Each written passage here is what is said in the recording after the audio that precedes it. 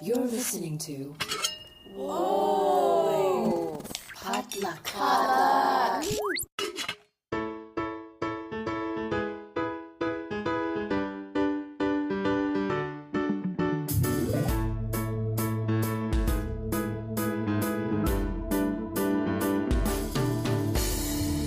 And hey, welcome to Books and Boba, a book club and podcast featuring books by Asian and Asian American authors. My name is Marvin Yue. And I'm Rira Yu. And we are here today with an author chat with Kelly Yang, the author of past book club pick Front Desk, among just a ton of really great middle grade and young adult novels. We chat with her about her adult novel debut, The Take, a novel about an aspiring Chinese American novelist who gets the opportunity of a lifetime to break into the entertainment industry. And all she needs to do is just trade a little bit of her youth to a veteran movie producer. As always, Books and Boba is supported in part by our listeners. So if you've been enjoying our podcast and want to become a bigger part of our book club, head on over to patreon.com/booksandboba, where as an official Patreon supporter, you can access to our members-only Discord server. We can chat with us and fellow book club members in real time about all sorts of topics, including our monthly book club picks.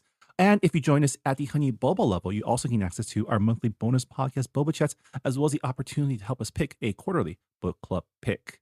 As always, thanks to everyone who has joined us on Patreon, and we hope to see a lot more of you there in the future. Yeah, so we talked to Kelly about her journey from writing Front Desk, a middle grade novel, to now her debut adult novel, The Take.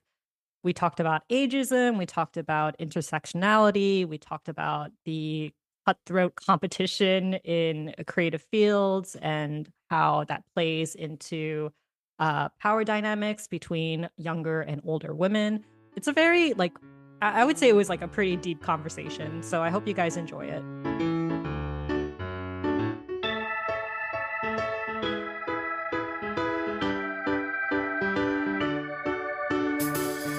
And we are here with Kelly Yang, the #1 New York Times bestselling author of the Front Desk series and young adult novels Parachutes and Private Label. She's the recipient of the 2019 APA-LA Award for Children's Literature, and her books have been named one of the best books of the 21st century by Kirkus. In addition to being a novelist, she has written screenplays and television pilots for Netflix, CBS Studios, and the CW. And we are here to talk to her about her debut adult novel, The Take. Welcome to the show, Kelly. Thank you so much for having me. I'm such a huge fan of your show. Well, we're a big fan of your books. I'm so glad we finally were able to sync our schedules together for this chat. I'm really excited. We usually begin our chats with a little icebreaker. And my icebreaker to you is, if you could greenlight any screen adaptation of a book that's not yours, what book would it be? Ooh, well, I recently read and loved Stacey Lee's Kill Her Twice. It is set in LA in the 1930s, and it is about Chinatown. It is about what they were trying to do to Chinatown at the time, which was to move it and really dismantle it. And it's a really great page turner, and I loved it. So I would greenlight that one. Yeah, we read that for our book club too. I think, what's the year ago? Oh, good. I feel like Stacey Lee's books fit really well with the film medium because a lot of them are period pieces, and I'm like, I would love to see Downstairs Girl. You see that cover of this Asian American woman dressed in Southern Belle style. I'm like, oh my God, I would love to see that. I mean, we have the Gilded Age, so we should definitely be able we to should have that. Like yeah, absolutely. I'd say many of her books should be. And 1930s, 1940s LA is just a really cool aesthetic time. It reminds me of 1920s Shanghai. Just everyone's wearing suits. Everyone's just looking real good. Yeah. It would look so good. Yeah. For me, I would love to see Jessie Q Sutanto's Dial A for Aunties, which is kind of like a Weekend at Bernie's type of story. And I'm like, I think it is time to bring back that story. And also we love our aunties. They're crazy. They drive us nuts, and they're so resourceful. And who doesn't love seeing a wedding in a movie? It's I love seeing weddings in movies because the production level is so high end. So I think it would be really fun to see that on screen. And she's also just such a cool person. Jessie's just an amazing person. She's very funny. She's cool. Yeah, I think, the thing is there are so many really great books that we've read that a lot of them got the option to be turned into a Yeah, they series got and just optioned. didn't move forward. I think Dal A Yeah. got like option at one point. I know her Vera Wong, Unsolicited Guide to Murders was also optioned like a couple years ago. One thing that was in the pipe that I think is no longer moving forward because it got stuck in development hell was Fondeli's Jade City, and that's still a book that I would love to see adapted because I just think it's just real cool. Yeah, it's really too bad that so many of these projects, do they do get optioned, but they don't really move forward. I think it's really like it's infuriating. Yeah, I mean, that's the thing about like people who are not familiar with Hollywood, they don't understand how like optioning works. Like just because something got optioned doesn't mean that it's guaranteed development, guaranteed a green light. And even if it does get made, it's like, oh, they can always shelve it at the end. So Yeah.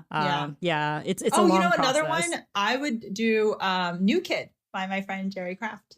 Oh, yeah. Yeah. Oh my goodness. Yeah, so many books that I would love to see on screen. It's really terrible that right now it's just like the age of like sequels and reboots, and it's just like I mean your book kind of goes into that where And frankly, like it's the age of where we're sort of rolling back on a lot of the diverse movies and diverse shows, diversity in general. I think that is something that like is the elephant in the room. But yeah.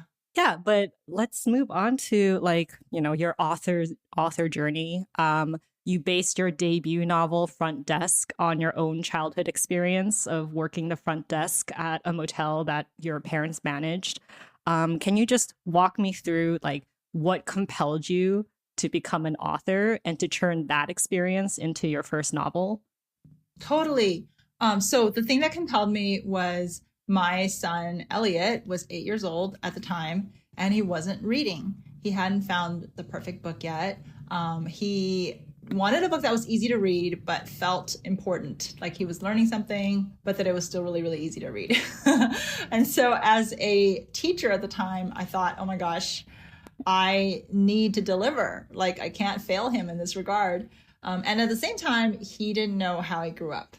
So I thought, why not tell him in the form of a book? I would write a chapter a day and we would read it together. And at the end of the summer, I kind of had a first draft. Now it was not a great first draft, to be fair, but it was enough for me to sort of start the publishing journey. He was very insistent that I try to get it published, to get an agent. I, of course, had no idea how to do that.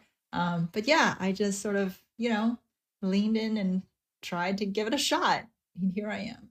Yeah, you've had, I would say, a prolific career since then, writing so many books, middle grade, young adult, and now adult.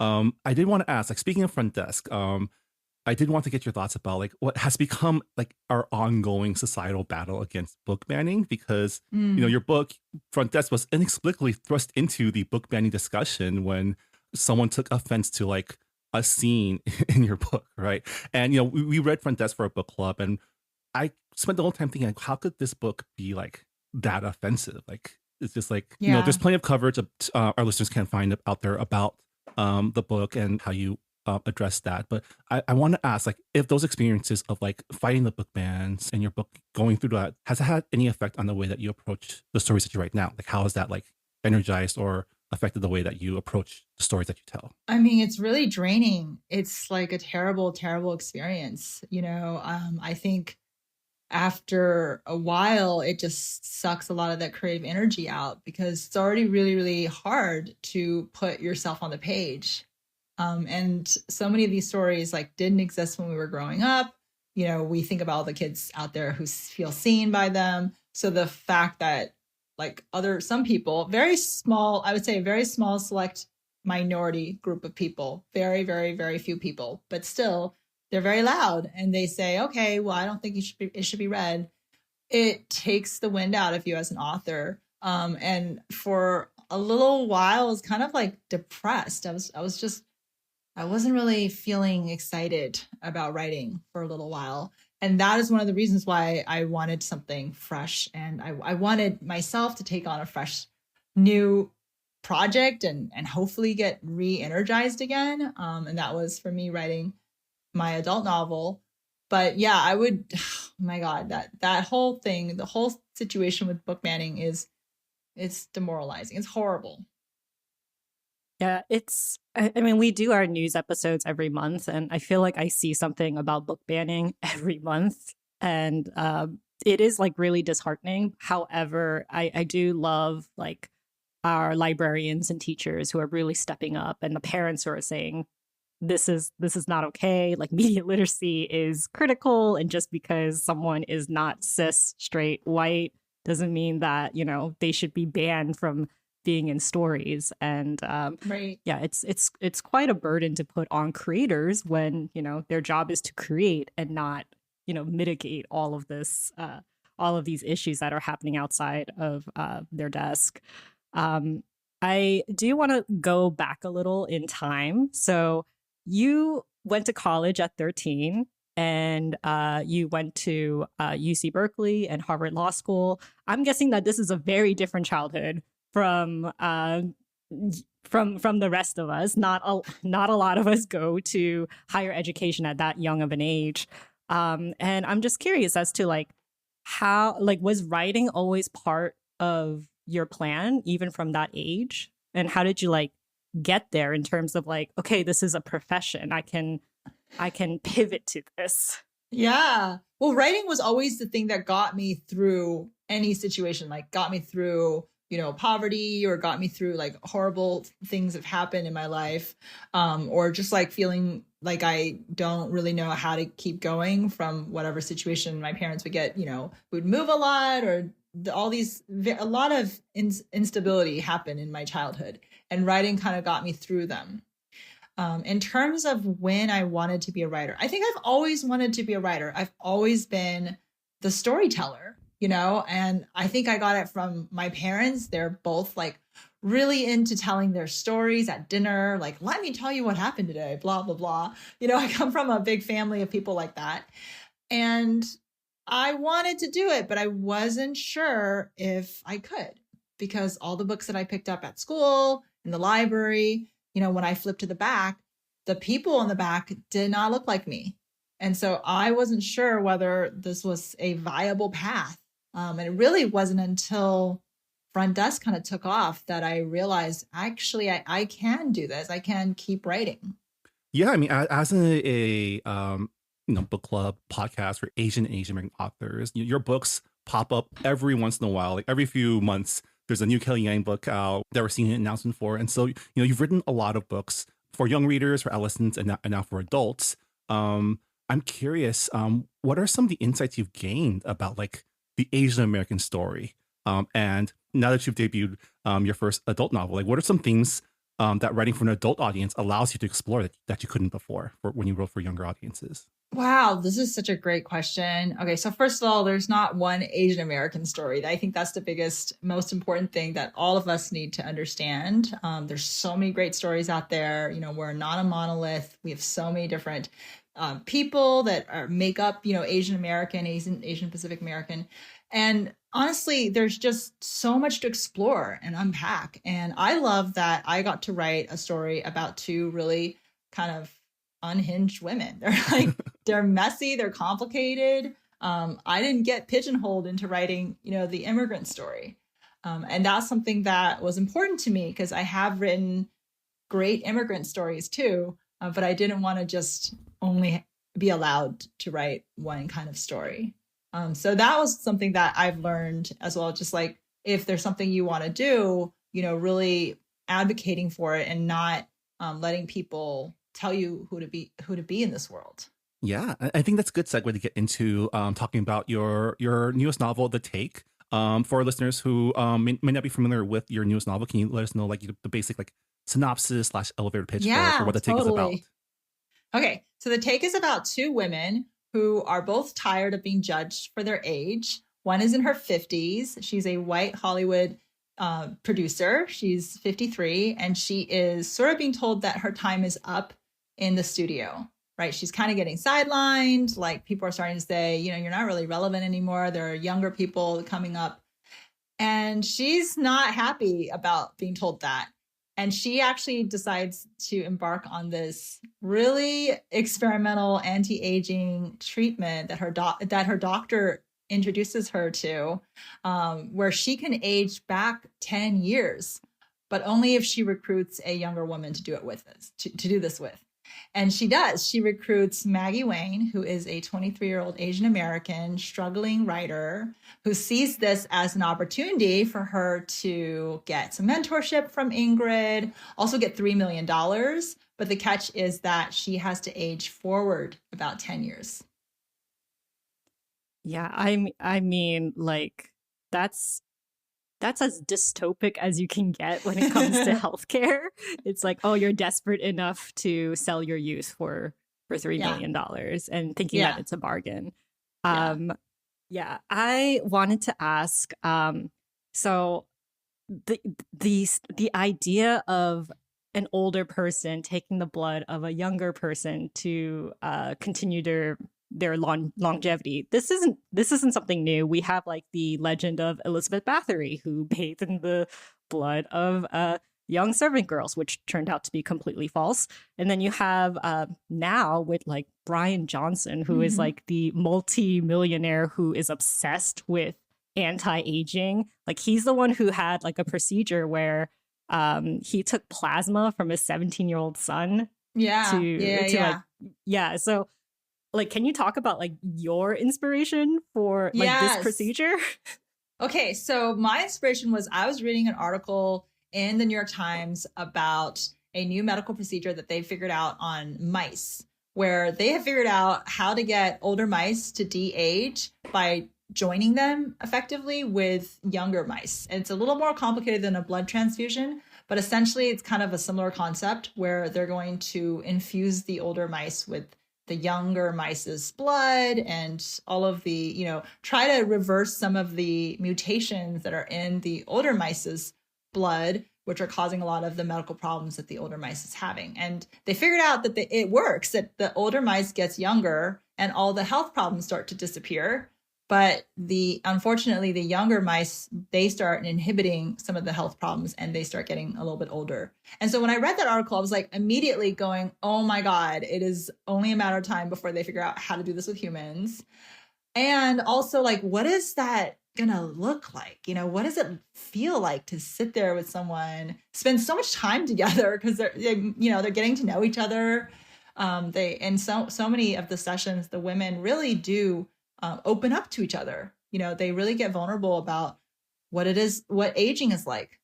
But at the same time, the thing that is happening is one of them is taking from the other person in this truly horrifying way.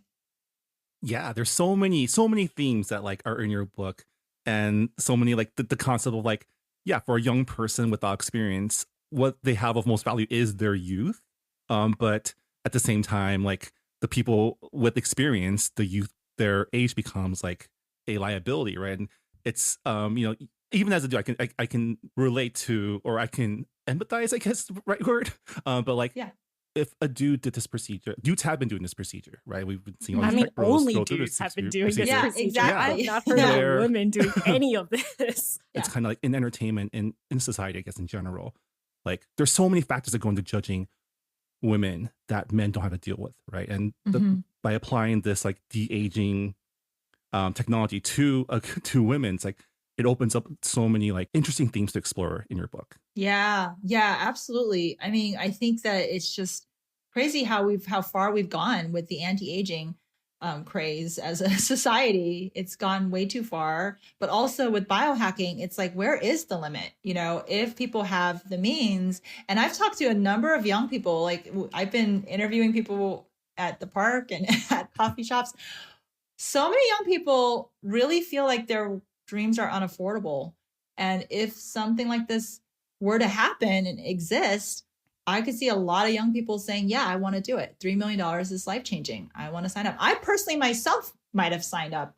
I wanted so badly to be a writer, but as my parents constantly reminded me, writing is extremely unstable. It's financially unstable. And they're right. It is. So if someone had come along and given me $3 million in exchange, I just aged 10 years, I probably would have taken it because I would have thought, okay, now I can jumpstart my life. Yeah, I think that part of Maggie's story also resonated with me as like, through this podcast, we've talked to countless authors, and a lot of them as Asian Americans have talked about how like they didn't have anyone to model their dreams on, right? There was no, like you mentioned, there were not a lot of Asian Americans in the industry to like model or show the way. So I thought that was really like, Mhm. the Maggie chapters are very like, it was, as an Asian American, as a Chinese American, I definitely related to just the fact that like even their relationship with their parents, like Mhm. being torn between pursuing her dream and living up to her family obligations, and Yeah. how even that relationship can be seen, at least in her head, as transactional. Like, I'm not living up to my end of the bargain after what my parents did for me, and what that does to Maggie, and how that leads to her making decisions as she does. Yeah, absolutely. And then I would say the other thing is just like her feeling like the book starts with her trying to get the approval and advice of another Asian American writer, someone who is very well established and she admires greatly. And that woman basically says, "What do you have to write about in your 20s?" But basically tells her like, don't, you know, don't get in my lane, girl. And I, first of all, like, that's the most crushing feeling, I think, when you have another woman of color disappoint you that way and tell you that maybe you shouldn't be doing this, or maybe you shouldn't try to compete.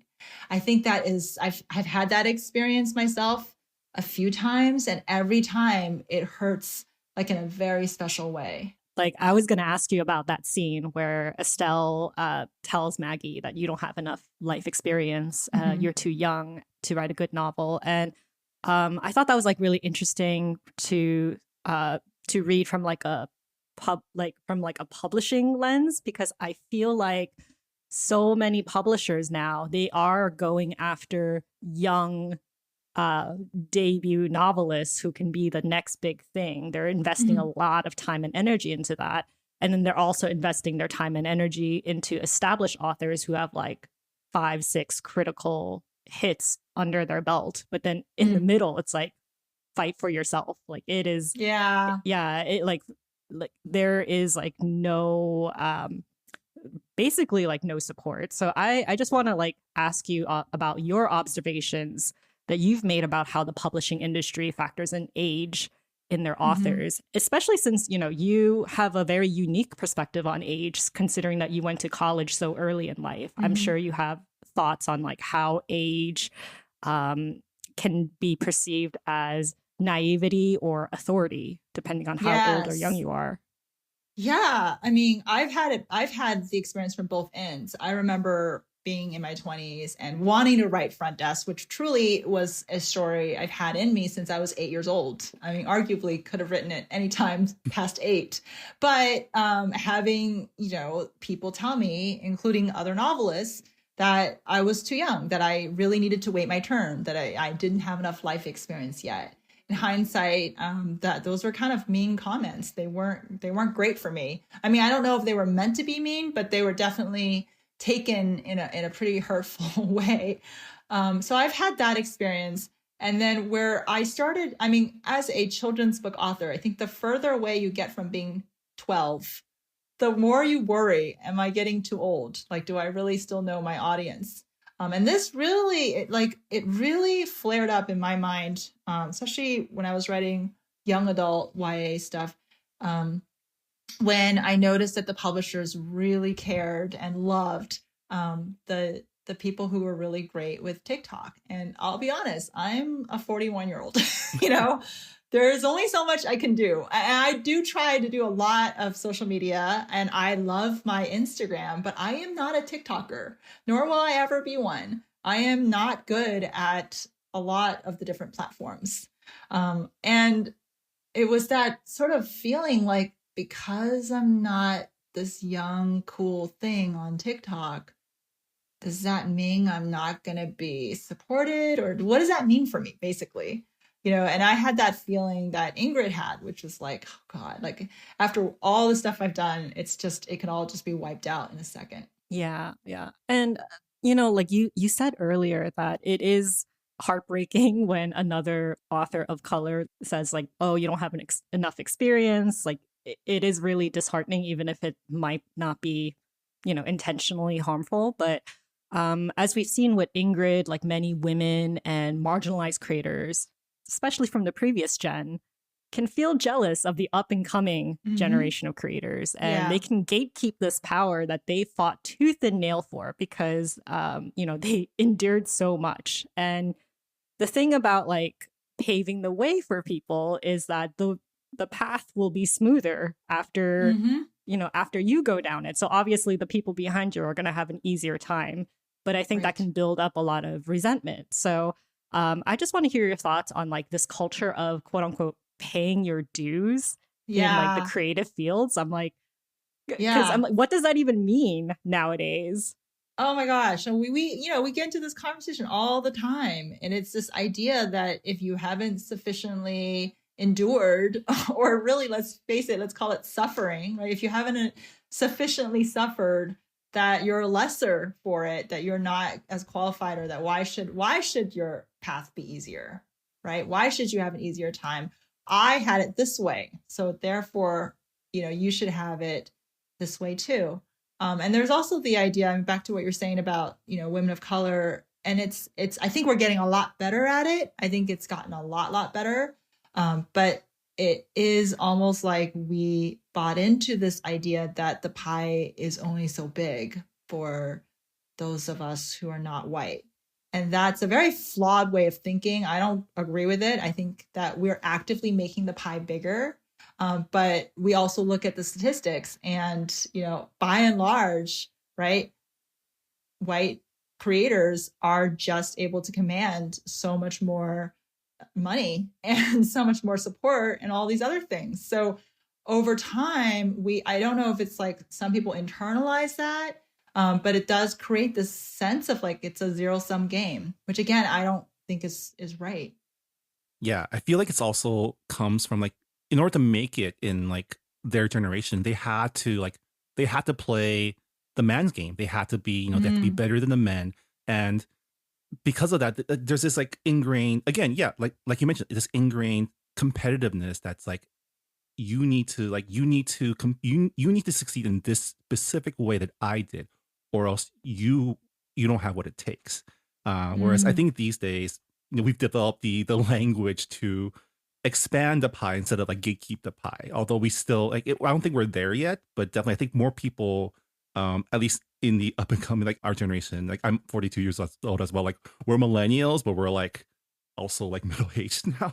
Yeah, is that crazy? I know. But I feel like we have a better grasp of like the language and the concepts of like everyone can succeed if we all just like kind of help each other out. Like that's probably a better way in the long run. Absolutely. I mean, there's a line from the book, which is there's only two ways to get ahead in the world. You either make something or take something. And of course, Ingrid says that. But I think that there's a third way, like we can give something. And I think that, we do it in our own little way all the time. But we just need to, I think those of us who are coming up, we need to find those people who are the givers. Yeah. I mean, speak of Ingrid, the marketing of your novel makes reference to R.F. Kuang's Yellowface, and you could definitely see like a through line with Ingrid's character and like kind of the unhinged things that she does and says and thinks. Can you talk to us about like the experience of like writing a white character with the sheer amounts of like mental gymnastics she needs to go through to justify the things that she does in this novel? Like, was it fun to get in the head of like Ingrid's head and like write about some white drama for once?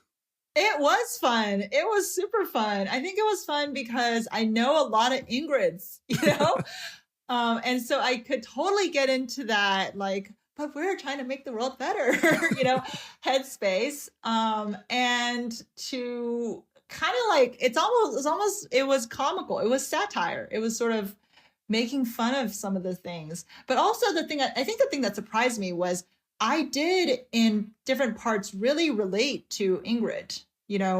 I have 3 kids. I am constantly frustrated with what I perceive is like lack of, as much hard work as I put in at their age or whatever, just this constant, generational divide.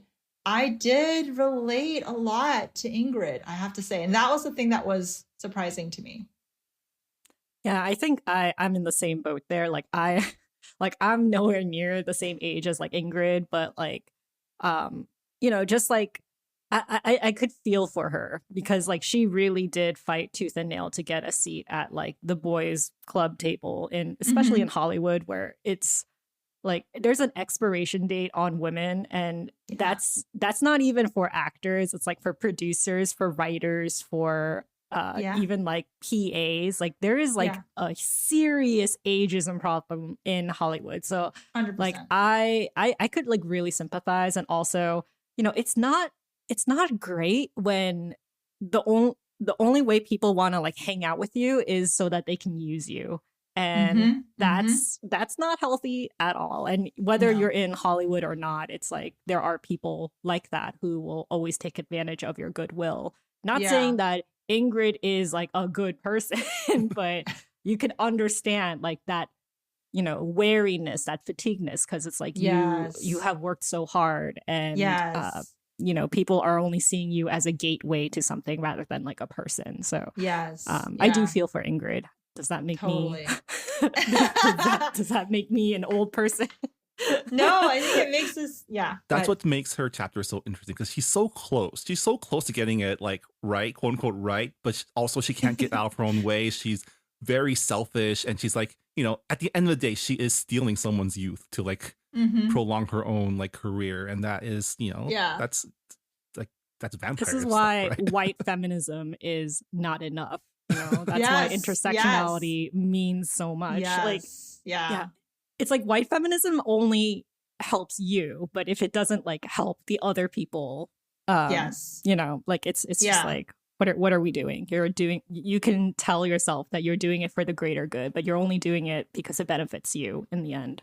Um, Yeah, I mean, exactly. I mean, I think that's what I kind of was frustrating, was, kind of this sentiment of like, well, we can only achieve this much because it's enough. Like, this is it. We can't be greedy. We can't ask for more. This is what we're going to get right now. And then the rest of us are like, okay, but where does that leave us? You know? Yeah. In her chapter, she's such an unreliable narrator, so it was fun to have like Maggie's chapters, not only as a palate cleanse, like Maggie's chapters were messy in its own right, but it was compared to the mess of Ingrid's chapter, it was like, it's like a little refreshing to get back to like the Asian American struggles. But her perspective also gives us a chance to see Ingrid's actions as they really are. It's like, oh, like you've developed this narrative of like you as like this white savior, this like feminist warrior, but in the Hmm. end, you're also just like a really controlling boss, and that's not cool either. Yes. Yeah. I mean, I remember in my youth, like really always thinking that some white lady was going to come along and save my life. I mean, a lot of that thread about Maggie, and the lady at church, that was pulled from my own childhood. My mom sent me to go hang out with this random lady and her granddaughter. I was supposed to babysit her. And I remember like at first just being okay, like now my whole life's going to be better because I'll get to eat at Denny's. This is great, you know? And then slowly like descending into complete chaos. To the point where then I was like, I don't know how to get back home. I need to get home. Like this is worse and I need to go home. Like this is not my life and I'm getting completely exploited here. Like there's free babysitting. We're hardly ever going to Denny's. You know? Yeah, I, I Yeah. I think you explore like that. I guess like ingenue, like hope of like, okay, someone is gonna give me that chance. Someone is going to quote unquote Yes. save me. And like in creative fields, like we desperately need mentors, but Hmm. I feel like we need to emphasize that you cannot wait for a mentor to give you like the golden ticket to whatever industry you're trying to like put your foot in the door for, because honestly I say this as a writer, so like I resonated a lot with Maggie and also like Ingrid, but it's just you can't wait for Hmm. permission to write your story, and you can't wait for the right conditions because you don't know what those right conditions are. And in your book, like Ingrid and Maggie, they trade more than blood. Like they're spending a lot of time together, like you said earlier. And Ingrid uses Maggie's writing and childhood experiences to keep her career relevant, to keep this movie based on like her favorite book, like still like to keep it afloat.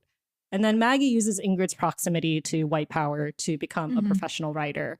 And I think a recurring theme in your book is what should you take and not take from other people's experiences to use for your own material. And I just want to hear your stance on, like, as a writer, like, what is that thin line between borrowing and appropriation? Like, how do we walk that line as writers? Wow. Oh my God, that's such a great question. And like literally preached everything you're saying about you know, wanting to be saved and not at the same time learning the hard way that you can't wait for that golden ticket. You're absolutely 100% right. So the way I look at it is I think that I think that you have to really try hard to understand your own experience and not just try to like leech onto someone else's experience. There are so many times where that feels easier and seems like a better path. But in fact, your own experience is the story that only you can tell. So if there's something that only you can tell, that's always the better path, right? Because you're going to be able to tell it better. It's going to help you understand everything that happened and make you understand other people as well. So, I mean, like for me, that's kind of my golden rule is I don't want to leech onto someone else's experience. I want, even if I'm writing Ingrid, I'm trying to like use that narrative to really, it's as a vehicle to really unpack things that I want to unpack in the story, right? The times in my life where I felt like you said, you know, just waiting for that golden ticket, you know, doing everything I can. So in that sense, I think that there's a really big line between taking inspiration from things that happened. You know, maybe you read something like I read about the mice, and then your mind takes that in a totally different direction and completely appropriating, especially someone else's experience that's not yours, you know, that you don't really, you're not the right person to tell the story. I guess that's the main, that's how you can determine it is, are you the right person to tell the story? Yeah. And I think that question is, it's not easy to answer at like for all projects. But like this, it does like make me laugh when I think about how actors, they have like method acting, and then there's method writing for some writers where they have to like live that experience to like write whatever happened in their life in their book. And you show it really well through Bryce, who is Maggie's ex. I just thought he was like such a funny character. Like, was he in the book in like from the very beginning of your planning? From the very beginning. I thought he was like, because he's an infuriating, he's also like, you know, Maggie's age, but he gets so many things pushed through because he's a guy, he's also rich, you know, so it's this feeling of like, I'm being measured up against other people who are more experienced, but also getting measured up against people who are just more privileged, who are my same age, but they did not start out where I started. And just feeling, oh God, how am I gonna get anywhere? Yeah, I think you portrayed like, I don't know, that like jealousy and anxiety of like having your peers get ahead in their career. And it's like, you are happy for them. However, it's really hard when you're waiting for your own opportunity and you're like, oh, like, when is it going to be my turn? Why am I not good enough? And I think with Bryce, I thought that was like a really good example of like, hey, publishing, like MFA programs, it requires a lot of money and time. Yeah. Like it's not so much like talent. It's about like time, money, access, and also like whatever the publishing houses are looking for, because they're always looking for like the next hot thing. So I just thought that Bryce and the whole like MFA group of friends was like very like, I don't know. It's like very relatable. I'm like, this is like your 20s group. This is Yeah.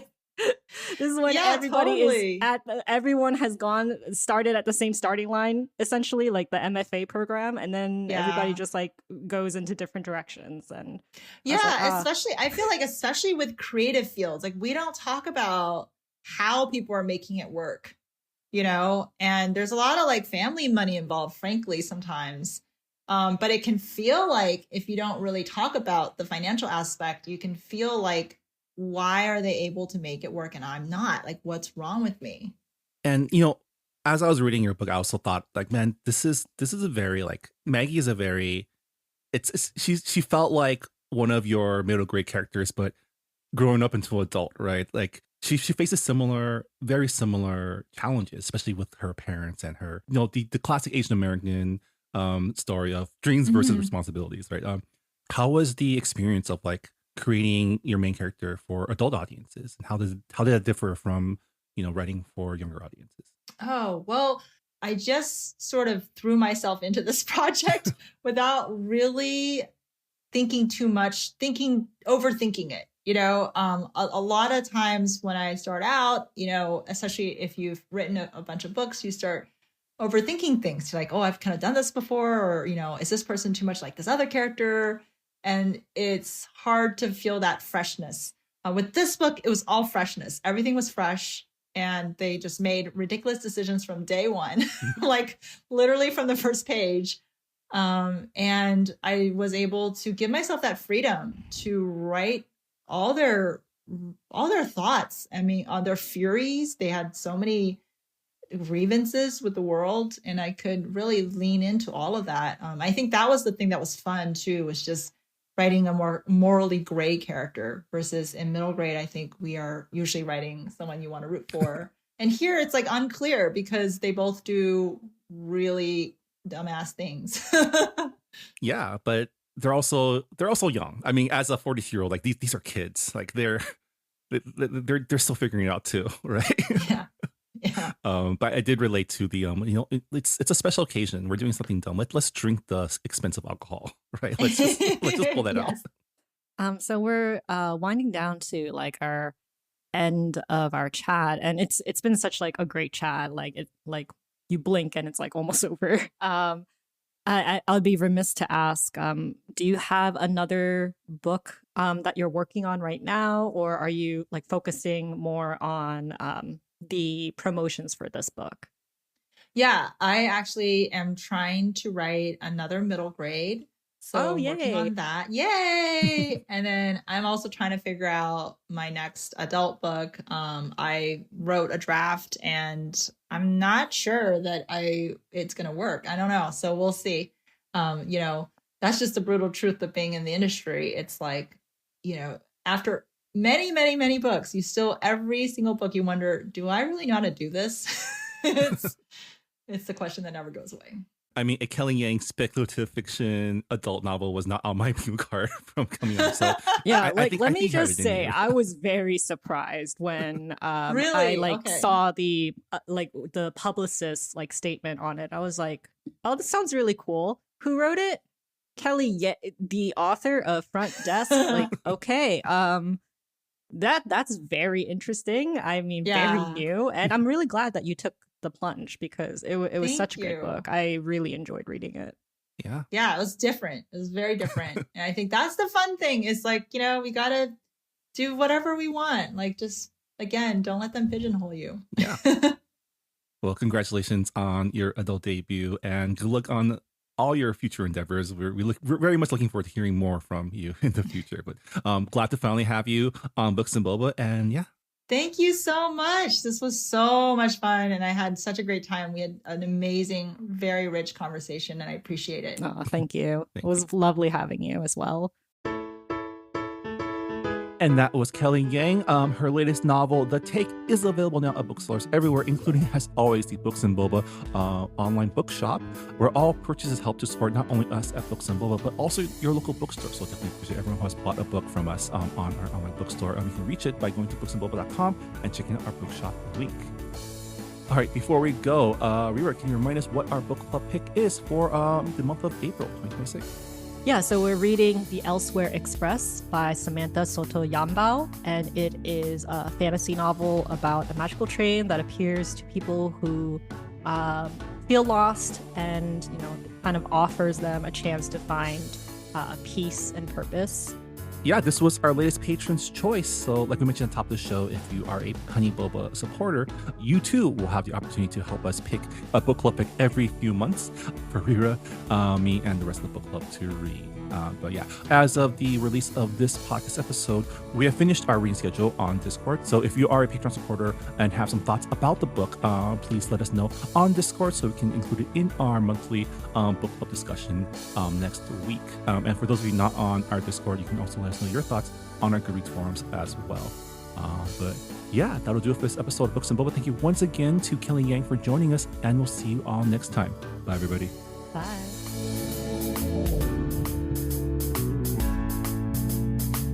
Thanks for listening to Books and Boba. This podcast was hosted by Marvin Yue and Rira Yu and edited and produced by Marvin Yue. Follow the book club on Twitter and Instagram by going to @BooksandBoba and engage with us on Goodreads on our Goodreads group. You can also check out past episodes of the podcast by going to booksandboba.com and by subscribing to us on your favorite podcast app. Don't forget, you can support Books and Boba and Asian American authors by purchasing books at our bookshop.org account.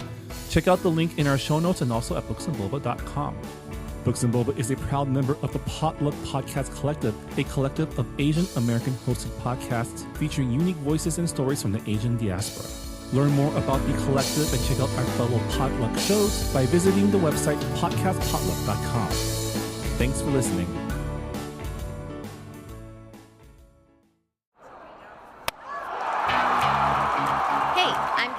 And I co-host the podcast Asians in Baseball alongside Naomi Ko and Scott Okamoto. Asians in Baseball is exactly what it sounds like, a podcast about the Asian and Asian Native Hawaiian Pacific Islander Americans in Major League Baseball. Every week, we break down the highlights of what's going on with Asians in baseball and then take a deeper dive into the Asian and Asian Americans past and present who have shaped baseball as it is today. Whether you're Kim Eng's #1 fan or you've never even heard of Hideo Nomo, we've got something for everyone, especially for the Shohei Ohtani stans. Maybe too much for the Shohei Ohtani stans. Listen to Asians in Baseball wherever you get podcasts, part of the Potluck Podcast Collective.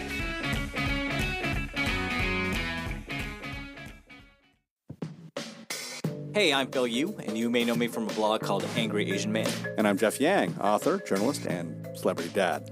We host a podcast called They Call Us Bruce, an unfiltered conversation about what's happening in Asian America. Each week or so, we host a discussion about some of the most vital and interesting topics in our pop culture and our community, bringing in guests who are shaping and informing this thing called Asian America from Hollywood to DC and beyond. We got media, entertainment, food, family, politics, representation. The good, the bad, the WTF of it all. So check us out wherever you get your podcasts or at theycallusbruce.com. Peace. Peace.